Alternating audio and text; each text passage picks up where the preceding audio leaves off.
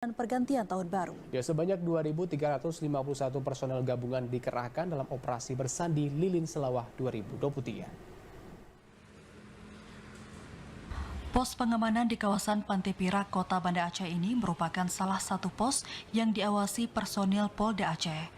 Pengecekan dipimpin langsung Kepala Satuan Tugas Operasi Daerah Lilin Selawah, Kombes Pol Iqbal Al-Qudusi. Tak hanya kelengkapan personil, Iqbal yang tiba di lokasi pos yang didirikan juga memeriksa kesiapan personil yang bertugas. Iqbal mengatakan sebanyak 2.351 personel gabungan dikerahkan guna mengamankan momen Natal dan Tahun Baru di Aceh kali ini.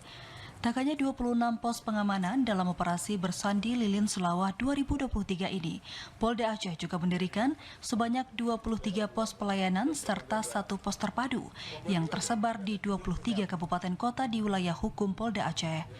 Bekerjasama dengan instansi terkait di masing-masing kabupaten kota, petugas juga menyiagakan alat berat guna mengantisipasi bencana longsor.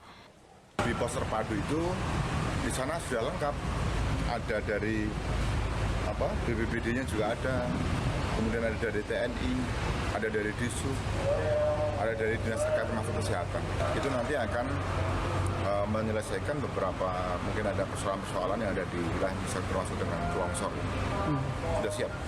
Artinya termasuk alat berat juga kita kerahkan di posnya. Iya.